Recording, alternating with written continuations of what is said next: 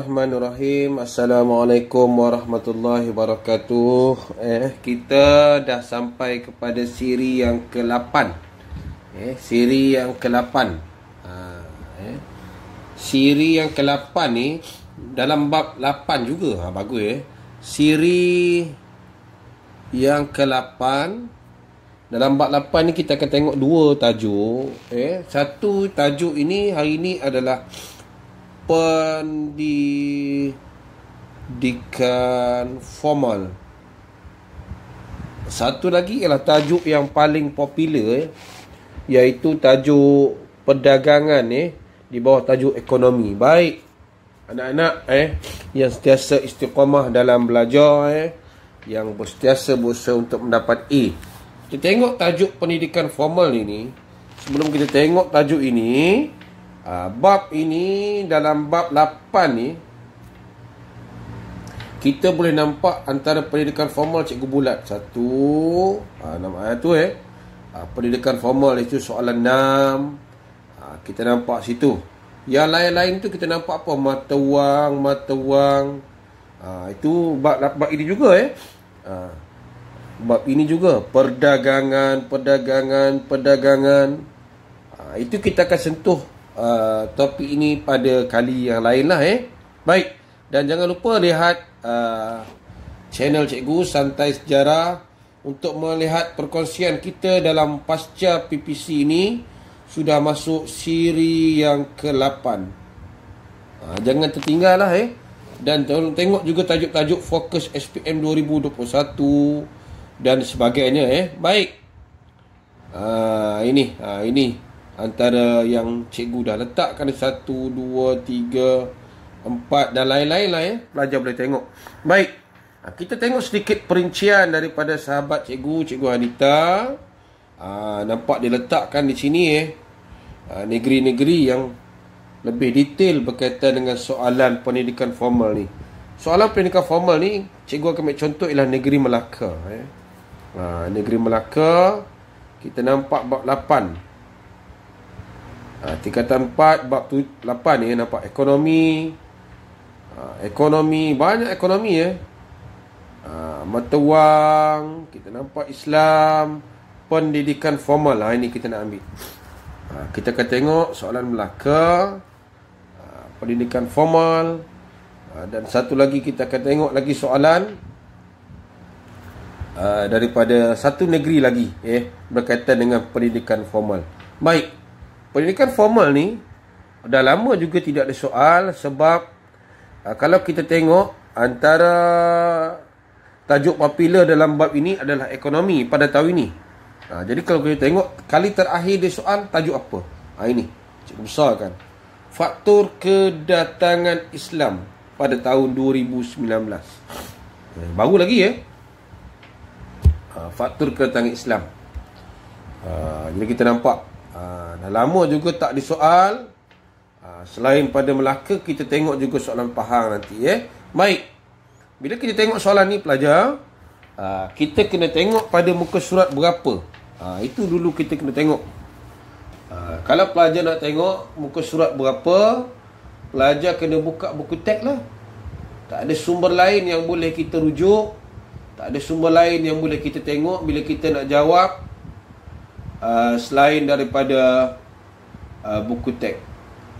Kalau tidak, macam mana kita nak jawab soalan? Takkan kita nak rujuk TikTok? Tak boleh. Okey, kita tengok soalan ini. Dia bermula daripada muka surat 201. Tajuk kita adalah pendidikan. Pelajar boleh tengoklah. Okey, kalau kita tengok soalan di sini pelajar, tengok soalan berkaitan dengan pendidikan formal. Okey, pendidikan formal dan pendidikan tidak formal. Cikgu besarkan soalan Baik, kita tengok soalan. Pelajar berkaitan dengan sistem pendidikan. Ada dua sistem kita, formal, tidak formal. Kita kena pandai juga beza. Kan sistem pendidikan ni untuk kita memahami cara menjawab formal ni dia ada tempat tertentu lah kita belajar. Tidak formal ni maksudnya di mana-mana boleh berlaku. Ni maksudnya ada tempat yang khusus. Ini di mana-mana. Tengah makan, kita makan dengan tangan kiri, ayah kita tampar, tukar tangan kanan, itu juga pendidikan tidak formal. Okey, baik. Bagaimana masyarakat Melayu tradisional melaksanakan pendidikan tidak formal? Markah 6 markah. Terus kita tengok pendidikan tidak formal ni.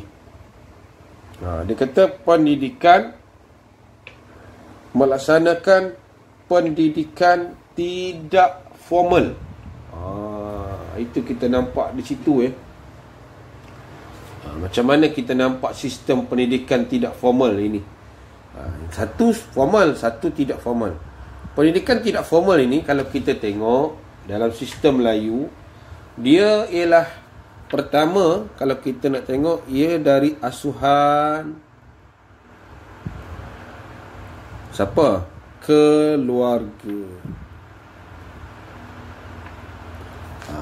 Keluarga lah. Yang mana kita nampak pada sini kita nampak apa yang ditekankan. Contoh yang ditekankan ialah berkaitan dengan pengajaran moral. Moral ni baiklah. Pengajaran benda baik dengan tak baik. Dan juga kita belajar pembelajaran ni melalui 3P. Dia melalui 3P. Ingat 3P ni, P apa? P nya ialah PP. Tak ada PP, tak adalah pendengaran, penglihatan, dan juga satu lagi ialah pemerhatian. Tengok aja. Okey. Ada 3P di situ. Okey. Sudah dapat 3 markah. Markah kita nak 6 je. Apa yang kita tengok dari segi pemerhatian? Kita tengok dari segi pemerhatian. Dari segi pemerhatian ni mungkin kita boleh nampak. Apa kita tengok? Kita nampak mak kita bekerja. Dalam bidang apa? Mungkin kita nampak dari segi sewaktu ibu dan ayah kita bekerja dalam bidang pertukangan. Kita tengok tangan dia gerak macam mana kan. Pertukangan. Kita nampak macam mana ayah kita menangkap ikan, nak nebor jala. Macam mana tebor jala. Itu juga ada markah. Dan juga kita tengok macam mana berkaitan dengan ibu kita, ibu bapa ayah kita ni mengajar tentang perlakuan baik lah perlakuan baik ni banyak lah. Tentang sopan santun dan sebagainya. Kita nampak itu antara jawapan-jawapan yang pelajar boleh ambil. Dia sebenarnya banyak lagi. Kita dinasihatkan oleh orang tua tunduk bila jalan depan orang tua. Itu semua dari segi batas-batas sosial, hulur tangan dan sebagainya. Dan apa yang boleh, apa yang tak boleh. Okey. Ini untuk kita menjawab soalan yang pertama ni. Soalan kita ialah terangkan institusi pendidikan formal. Yang ini mungkin ramailah tumpah sikit lah, tak boleh jawab pendidikan formal yang kita nak belajar. Sebab apa? Dia pecahkan 2. Bila 2 markah 6, maksudnya 3 plus 3. 3 pondok, 3 madrasah. Jadi kita kena faham di situ. Kalau kita tengok bagaimana dengan kedatangan Islam ni, kita ada beberapa institusi. Istana, kita ada masjid, surau dan sebagainya. Baik, dia nak tentang pondok. Kita ambil 3 poin tentang pondok lah.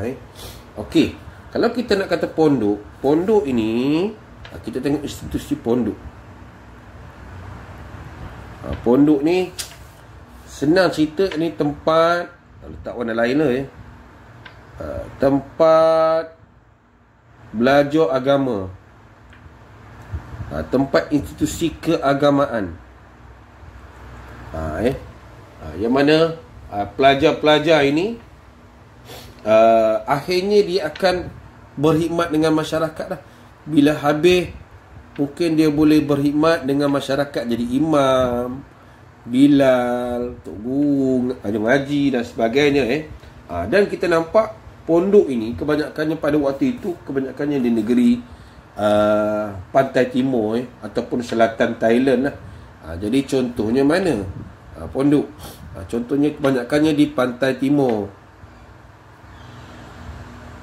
Pantai timur ni ialah di Kelantan, mana lagi? Terengganu, Terengganu. Mana lagi? Kedah ni satu negeri utara lah yang banyak pondok dan Patani misalnya. Kalau selatan Thailand, Patani. Lepas tu banyak lagi berkembang di tempat-tempat lain. Yang paling contoh yang boleh kita ambil, antara pondok yang boleh kita ambil contoh yang paling mudah ialah pondok Tok Kenali, pondok Pulau Condong. Contoh itu paling mudah lah dalam buku teks dia tulis pondok Pulau Condong. Di Terengganu pun ada. Kalau kita tak tahu negeri, kita biarkan je lah. Yang lain banyak lagi yang boleh kita ambil. Dan kita nampak sistem ni, biasanya pelajar ni dia belajar sini lama. Mungkin kita boleh ambil tempoh masa dia.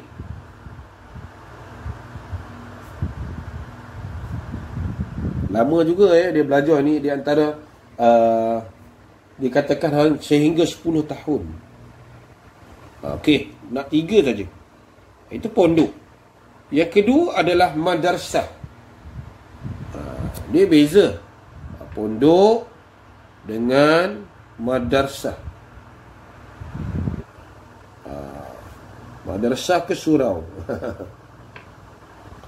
Madrasah kita ambil 3 atau 4 lah. Madrasah ini kalau kita tengok bukan di zaman kita saja. Dia dah bermula daripada zaman kerajaan Islam dulu. Dia bermula daripada zaman kita panggil ialah zaman pemerintah di Iraq. Pemerintah Islam di Iraq dulu pemerintah Islam Iraq lah. Yang kita nampak sistem ini, apa beza sistem madrasah dengan pondok? Yang pertama, pondok ni dia tak ada sukatan. Yang ini ada sukatan. Dia ada sukatan pelajaran dan dia ada kelas. Dia ada kelas-kelas dia. Dan yang paling penting, dia ni dah ada kelas, dia ada pula mudir. Macam pengetua lah mudir, ataupun senang cerita guru besar lah. Dan mereka ini juga ada kewangan yang jelas lah, duit untuk menguruskan sistem. Ini ada lembaga dan sebagainya. Jadi kalau kita tengok kehebat, ditanya apa? Mengapa pendidikan tidak formal perlu seiring dengan pendidikan formal? Maksudnya perlu bersama-sama dengan. Maksudnya cikgu bagi 1, 2, 3 contoh lah. Bermaksud pendidikan kita di rumah dengan di sekolah perlu bersama. Maksudnya kita boleh katakan bahawa pendidikan bukan sahaja guru yang mengajar. Ibu bapa juga memainkan peranan penting dalam mendidik anak. Contohnya dari segi adab, mungkin ibu bapa dah tekankan sejak dari sekolah rendah, sejak dari rumah. Itu kita kata tak perlu seiring tu. Maksudnya pendidikan agama juga perlu seiring di rumah, tambah lagi di sekolah. Ini kebat markahnya 8. Kalau boleh pelajar jawablah fakta, uraian, contoh inforan. Kenapa cikgu tak bagi jawapan? Jawapan ni kita akan bincang dalam kelas nanti. Okey.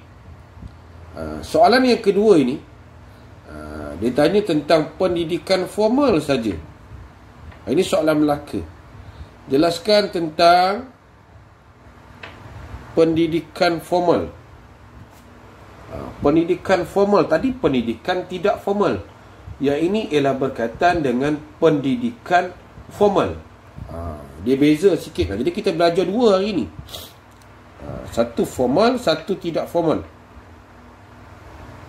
Okey, kita tengok sikit pendidikan formal. Okey, markahnya 6. Banyak juga kalau kita tengok pendidikan formal ni, dia bermula daripada bila?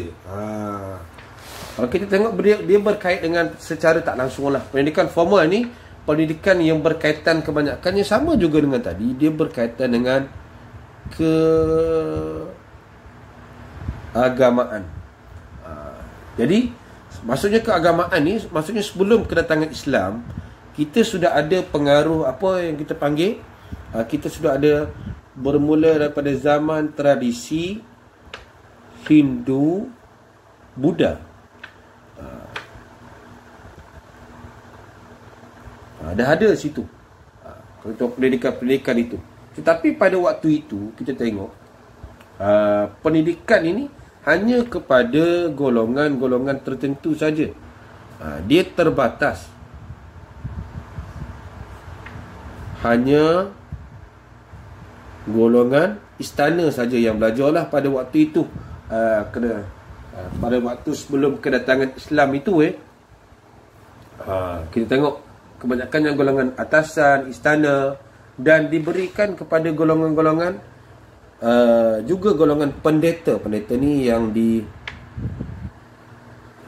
kuil-kuil Buddha. Dan kita tengok pada waktu itu yang mengajar mereka ini, guru-guru ni di tangan khas.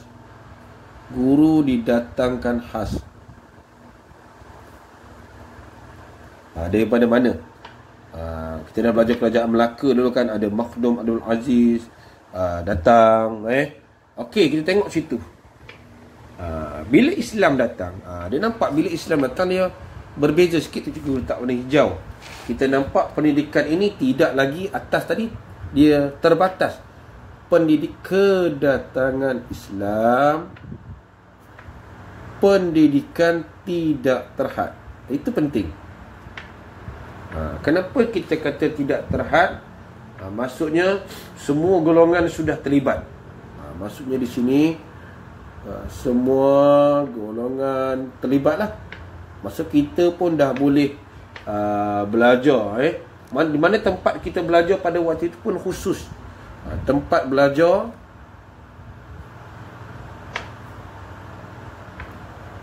di mana kita belajar pada waktu itu sudah tentulah di istana, masjid, madrasah dan sebagainya. Murid-murid pula bila mula belajar? Bila formal ni, kita belajar umurnya pada waktu dikatakan 7 hingga 15 tahun. Dan kita belajar tu sentiasa bersambung lah. Okey, itu 6 markah banyak. Yang kedua, dia tanya apa ni? Dia tanya tentang bidang bahasa dan sastra. Bidang bahasa dan sastra ini ramailah yang tak akan dapat jawab, yang berubah selepas kedatangan Islam. Yang paling berubah selepas kedatangan Islam ni sudah tentulah tulisan bidang bahasa. Sudah tentulah kita nampak yang berubah sekali adalah tulisan Jawi. Cuba bagi asas, sebab kita akan bincang secara detail nanti. Kenapa? Sebab sebelum kedatangan Islam, kita ada tulisan-tulisan lain. Tulisan-tulisan lain. Apa tulisan-tulisan lain? Contohnya tulisan Palawa. Kita cari yang paling mudah. Palawa, Kawi dan lain-lain lah. Ini dalam Jawa kuno. Jadi Islam datang ni, dia perkenalkan tulisan Jawi. Dan tulisan Jawi ini kita tengok dia menjadi hak milik orang Melayu lah. Pada waktu itu. Okey, itu yang pertama. Yang kedua, bila kedatangan Islam ni, pemandaraan juga dia berubah. Bermaksud perbandaraan kata kita pun semakin banyaklah. Perbandaraan kata. Sebab apa? Kita bercampur dengan bahasa Arab. Banyak. Contohnya apa dia? Contoh kita ambil, banyaklah Arab yang boleh kita ambil ya. Maksudnya adil, daulat dan sebagainya. Dan banyak lagi unsur-unsur karya-karya sastera lain. Karya sastera ni belajar boleh bagi contoh banyak karya-karya sastera. Contohnya kita belajar apa? Hikayat Nabi Yusuf, hikayat Nur Muhammad, paling banyak contohnya hikayat, cerita hikayat lah, hikayat Amir Hamzah ke, hikayat bulan berbelah ke. Okey, bulan berbelah. Soalan keban, macam biasa cikgu nak anak-anak hantarkan soalan ini dalam grup kita. Sebab kita dah cuti ni cikgu bimbing fakta. Fakta ni pelajar dapat dalam buku. Kebat kita latih bersama-sama. Baik, teruskan belajar. Jangan buang masa. Stay at home. Kita kawal pandemik COVID supaya kita dapat bersemuka semula. Okey, terima kasih.